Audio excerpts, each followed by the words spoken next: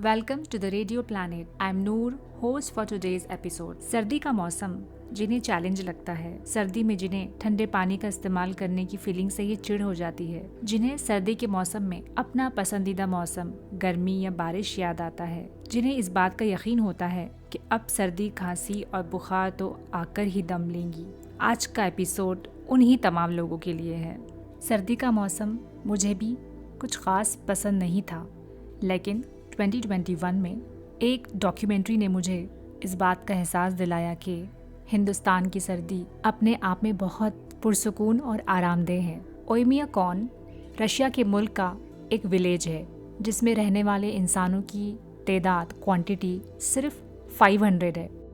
ये दुनिया की सबसे ठंडी जगह है जहाँ का टेम्परेचर -70 डिग्री सेल्सियस तो कभी -58 डिग्री सेल्सियस तक होता है। ये समंदर से 750 मीटर्स ऊपर एक तन्हा विलेज है जिसमें सिर्फ 1 या 2 शॉप और एक स्कूल है जो कि -60 डिग्री टेम्परेचर होने पर बंद रहता है। वहाँ के रहने वाले लोगों को याकुतियंस कहा जाता है। बहुत यूनिक और बहुत दिलचस्प टेक्निक्स को यूज़ करके वहाँ के लोग अपनी ज़िंदगी गुजार रहे हैं। आप सोच रहे होंगे कि क्यों और कैसे ये लोग यहाँ रहते हैं। यहाँ के रहने वाले लोग ये कहते हैं कि ये इनका होमलैंड है, जहाँ पर सदियों से इनके आबा व अजदाद रहते आए हैं और उन्हें अपनी ज़मीन से बेइंतहा मोहब्बत है। और उसी मोहब्बत के पेश नज़र यहाँ पर आने वाली हर तकलीफ, हर चैलेंज का मुकाबला वो बड़ी हिम्मत से करते हैं। यहाँ के रहने वाले लोग यानी कि याकुतियंस आउट हाउसेस बनाते हैं जिसमें वो रोज़मर्रा के काम करते हैं, जैसे बाथरूम, वॉशरूम्स। बहुत ज़्यादा सर्दी में घर की प्लम्बिंग वहाँ पर फ्रीज़ हो जाती है और वहाँ रिवायती तरीक़े का वाटर सप्लाई घरों में नहीं होता। आउट हाउस में वो लकड़ियों को जलाकर वहाँ का टेम्परेचर मेंटेन करते हैं, जिससे उनके बाथरूम और वॉशरूम्स में पानी इस्तेमाल करने के लायक होता है। यहाँ मेरा मतलब है कि वो फ्रीज़ नहीं होता। यहाँ पर कार्स और ज़रूरत की गाड़ियों को रात भर या दिन भर ऑन रखा जाता है ताकि ये फ्रीज़ ना हो। इन पर प्रोटेक्शन की एक लेयर भी चढ़ा दी जाती है ताकि ज़रूरत पड़ने पर ये काम आ जाए। चलती कार को रोककर कुछ भी लेना हो तो वो कार को ऑन रखकर छोड़ते हैं, ख्वाह कितना भी टाइम उन्हें लग जाए। कार के इंजन को गर्म रखना इनके लिए बहुत ज़रूरी होता है। इस सरजमीन पर उनके लिए फसलें उगाना बहुत ही नामुमकिन है, इसलिए ज़्यादातर वो फ्रोज़न मीट, फ़िश वगैरह खाते हैं। ये नॉनवेज इनके लिए बहुत ज़रूरी होता है ताकि जिस्म में गर्मी और एनर्जी रहे। वहाँ का टेम्परेचर इतना कम होता है कि घर की पाइप्स फ्रीज़ होने के साथ साथ इंसानों के आईलैशेस और सलाइवा तक फ्रीज़ होने लग जाते हैं। ये वैसे बहुत रेयर कंडीशन में होता है। ओयमियाकॉन में जब दिन छोटे होते हैं तो रात 21 आवर्स की होती है, लेकिन गहरी सर्दी के एंड पर कोल्ड पोल फेस्टिवल मनाया जाता है जिसको होस्ट करने वाला शख्स चैस खान कहलाता है, जो इस त्यौहार पर, इस फेस्टिवल पर दुनिया के सारे लोगों को इनवाइट करता है। ये मार्च में मनाया जाता है जिसमें रेंडियर रेस, आइस फिशिंग के मुकाबले होते हैं। ओयमियाकॉन पर पहुंचने के लिए लोगों को दुश्वारी का सामना करना पड़ता है, लेकिन वहाँ फेस्टिवल मनाने के लिए लोग आ जाते हैं। चैस खान जो इस त्यौहार पर सारे लोगों को इनवाइट करता है, उसका पैगाम मौसम सरमा की बहुत ज़्यादा रिस्पेक्ट करने के लिए वो सारी दुनिया के लोगों को अपने इस फेस्टिवल की तरफ बुलाता है। यहाँ पर दुनिया के बहुत सारे कंट्री से लोग आते हैं, तो ये एक कामयाब टूरिस्ट प्लेस की हैसियत रखता है।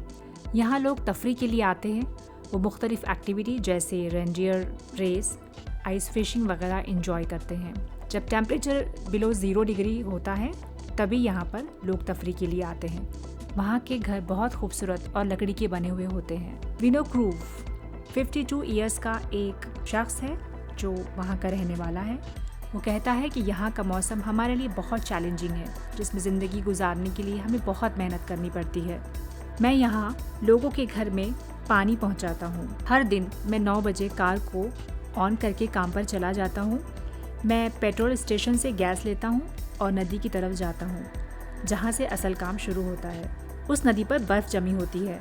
कार कभी भी फ्रीज़ हो जाती है, जिससे मैं लोगों को पानी पहुंचा नहीं पाता। रास्ते में रुककर मुझे वहां पर होल करना होता है। बर्फ़ की तह में होल करने के बाद फिर मैं एक पाइप उसमें डालता हूं और उस पानी को अपनी गाड़ी में जमा करता हूं। पानी के लिए या तो लोग मुझे फ़ोन करते हैं या अपने घर के बाहर एक रेड फ्लैग लगा देते हैं जिससे मुझे अंदाज़ा हो जाता है कि यहाँ पर पानी की ज़रूरत है।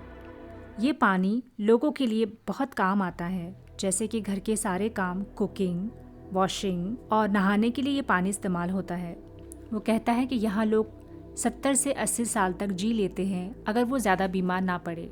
47 ईयर्स की रेपीना कहती है, मैं सुबह 6 बजे उठती हूँ और बच्चों को 8 बजे उठाकर 7 नाश्ता करती हूँ, फिर बच्चों को स्कूल भेजते हैं। बहुत सारी चीज़ें मुझे अपने बच्चों को पहनानी होती है, जैसे एक मखसूस बूट यानी कि शू, सेवरल लेयर्स ऑफ पैंट्स, एक पैंट नहीं 3 से 4 बॉटम पहनने होते हैं, एक के ऊपर एक 2 कोट, ग्लव्स, टोपी जो कि फर से बनी होती है। वो कहती है कि मेरा ख्वाब है कि मैं हॉट कंट्री में जाकर रह जाऊँ। अक्सर सोचती हूँ कि वार्मर कंट्रीज़ कैसी होंगी। खुशनसीबी की बात है कि यहाँ के रहने वालों के लिए अब कोल पाउडर्ड बॉयलर आ गया है जो गर्म पानी पंप करता है ताकि पूरी कम्युनिटी गर्म रहे। बड़ा मसला यहाँ आता है लकड़ी का। घर को दिन रात गर्म रखने के लिए लकड़ी की शरीर यहाँ पर ज़रूरत पड़ती है। राजीव 30 इयर्स का एक बाशिंदा है, एक रहने वाला है ओइमियाकॉन का। वो कहता है कि मैं कोल पाउडर बॉयलर की निगरानी करता हूँ। यहाँ पर मैं टेम्परेचर को कंट्रोल करता हूँ। जब से ये शुरू हुआ है लकड़ी अब कम लगने लगी है। पहले से थोड़ा आसान हो गया है हमारा जीना। अब घरों में पाइप के जरिए गर्म पानी पहुँचता है। वैसेलीवा तमारा जो कि एक लोकल हिस्टोरियन है, रशियन जियोग्राफिक सोसाइटी की मेंबर भी है, वो कहती है कि ओइमियाकॉन 1933 में स्टैब्लिश हुआ। वक्त के साथ ये ज़्यादा डेवलप होता गया। 1951 में यहाँ पर इलेक्ट्रिसिटी आई।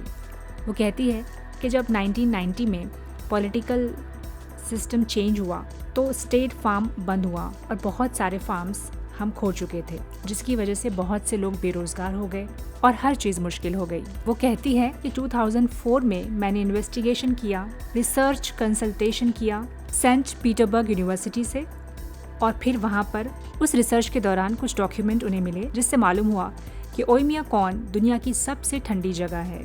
2005 में मैंने एक बुक लिखी जिसका नाम है ओइमियाकॉन द कोल्डेस्ट प्लेस इन अर्थ, जहाँ मैंने सारे कंक्लूजन्स और डॉक्यूमेंट्स लिखे। इसके बाद 68 कंट्रीज से हमारे पास गेस्ट आए।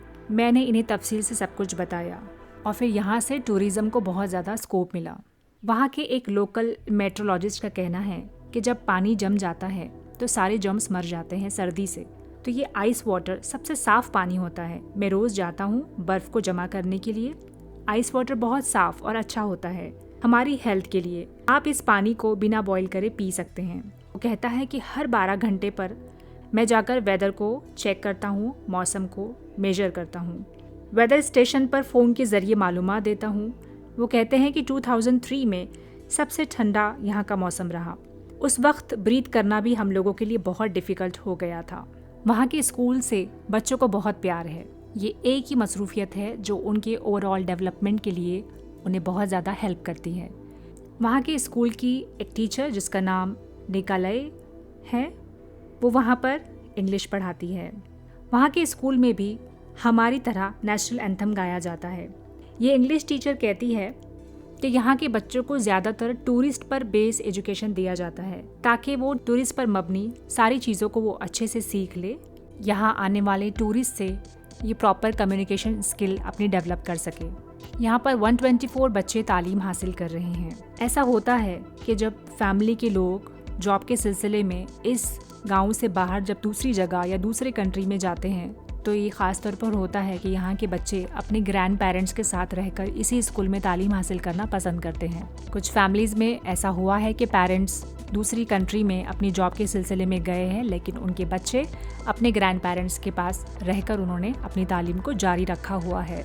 जिस तरह घर से स्कूल आते वक्त इन्हें बहुत सारे कपड़े पहनने होते हैं, इसी तरह से जब स्कूल में आकर वो तालीम हासिल करते हैं उस बीच वो अपने सारे एक्स्ट्रा कपड़े निकालते हैं और फिर आराम से स्टडीज़ करते हैं। लेकिन जब उन्हें वापस घर जाना होता है तब उन्हें दोबारा 4 पैंट्स, गरम शूज़, गरम टोपी और गरम ग्लव्स उन्हें पहनने बहुत ज़रूरी होते हैं।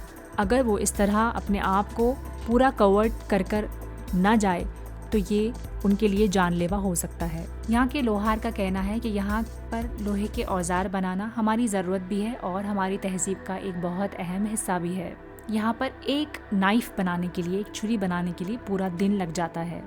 लोहे के औजार इनके बहुत काम आते हैं, जैसे कि बर्फ़ की सील को तोड़ने के लिए, स्लेज, एनिमल स्लेज जो गाड़ियाँ होती हैं, जानवरों की गाड़ियाँ बनाने के लिए, मौसम की सख्ती से बचने के लिए यहाँ पर लोहे की चीज़ों को बनाना और उसे इस्तेमाल में लाना बहुत ज़रूरी होता है। बहुत ही मुख्तसर, बहुत ही शॉर्ट लाइंस में मैंने ओइमियाकॉन की डॉक्यूमेंट्री आपको बताने की कोशिश की है। यहाँ पर मेरा मकसद सिर्फ ये था कि हम ओइमियाकॉन के रहने वालों से अपनी ज़िंदगी को कंपेयर करें। तो हम बहुत फॉर्चुनेट है, खुश नसीब है कि हमें ज़रूरियात के लिए इतना स्ट्रगल नहीं है।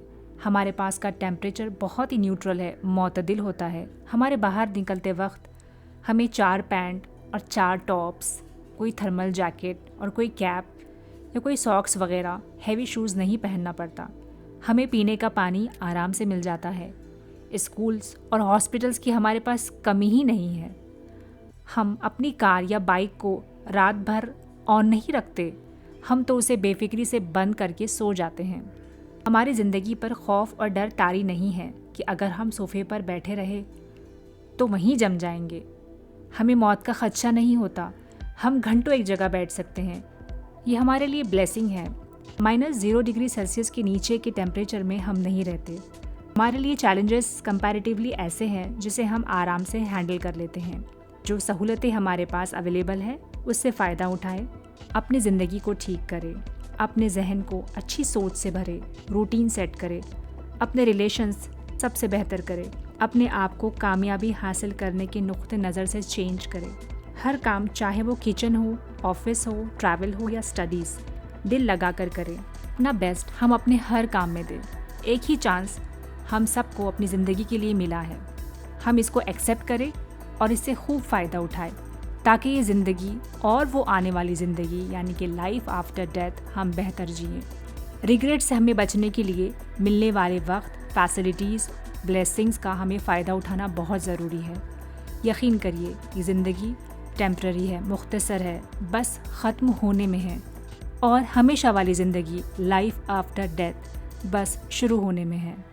छुट्टी के दिन अपने बच्चों और घर के दीगर अफराद को ओइमियाकॉन पर डिपेंड डॉक्यूमेंट्री ज़रूर दिखाएं, जिसकी लिंक मैंने डिस्क्रिप्शन में मेंशन की है। ये दरअसल हम तमाम के लिए ज़िंदगी बेहतर जीने और आगे बढ़ने के लिए मोटिवेशन से भरी है, जिसको आप तमाम ज़रूर देखिएगा। शुक्रिया।